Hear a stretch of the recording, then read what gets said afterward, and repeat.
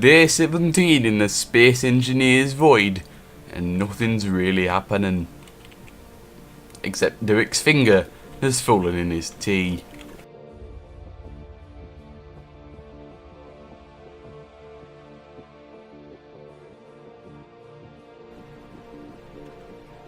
You may be wondering, where is the thing? I've had things that are bigger than can fit in here before, but I haven't been quite as silly as this. Today, the thing I'm showing off is the calendar. Yeah, you didn't see that one coming, did you? In fact, yes you did, because it's in the title of the video. Anyway, I released this new version of, well, I haven't actually released it, but I first used the new calendar design in, I believe it was episode 10, and I haven't actually gone over how any of it works. So I'm going to do that now. It seems like an appropriate time. So inside we have a area to display ships with some lights on the floor and lights on the ceiling and some stuff on the walls. That's about it. On the front we have the door, which contains a grid of lights for displaying numbers. I will show you more detail on how those grids work in a moment. It does get rather more complicated than you'd think. And down here we have the rotor, which opens the door, which is not hidden. Which is the one thing that bugs me about this design, but oh well. Now, to show you the rest of it, I need to go around the back of the calendar, which is something I sometimes do, but not really to show you anything. On the back we have the reactor, which provides power to the entire thing, and its antenna, which is useful for controlling it via a remote control. Down here we have a door which leads into the control center. It's a bit barren in here, but if I tried to light this place up too much it would just, take resources and would be completely pointless. Down here we have a gravity generator for providing gravity in the area above in case I need that for a ship. We also have a couple of timer blocks here. Those aren't the only timer blocks. In fact, most of the timer blocks are encased behind this thing here. If I just cut that away. Yeah, here we have a set of timer blocks which contain information on how to put the digits on the screens on the door.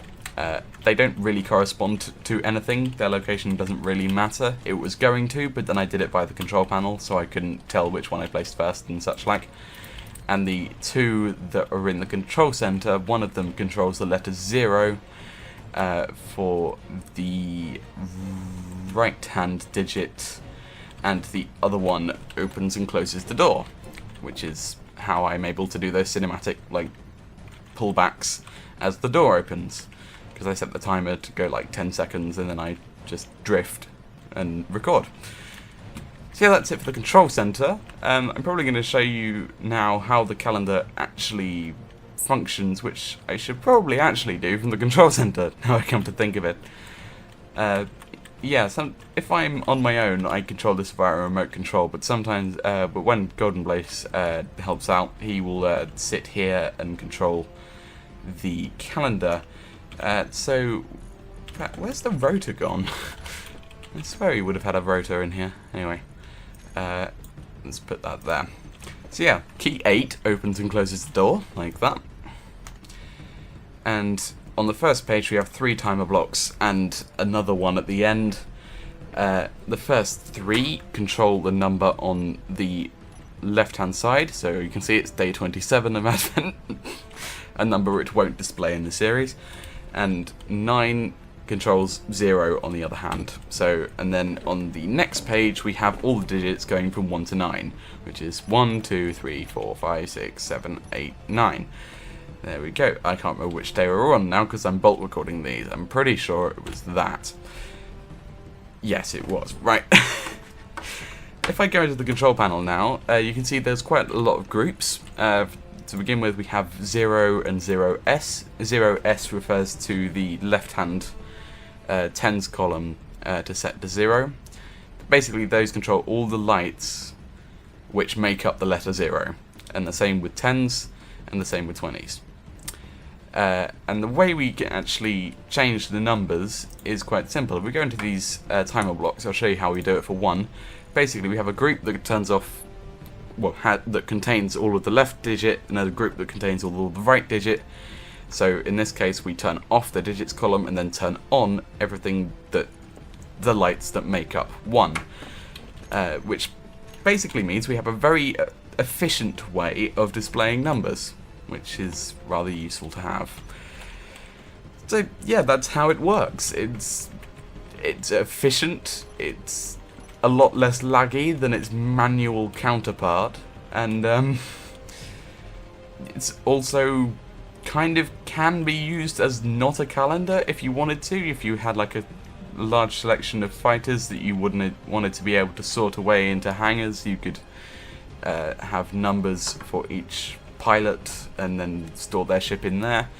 Like, there's also a gravity generator on the top here to extend the range, so it can, so we can walk and build on the top of it. And I think there's a couple more reactors underneath, as well as some battle damage. Yeah, this thing's been through quite a few scrapes. While I was trying to set up the UFO, not UFO, well, the saucer battle, quite a lot of the time what it would just do is would lock on to the calendar and just, it was chaotic. I basically had to rebuild all of the logic systems from this because I didn't save it. So yeah, although I'd only done about 2 of them, so it's this version is much better than before, and I hope you will find some sort of use for it. Thank you very much for watching. I will see you all tomorrow. Until then, ta-ra.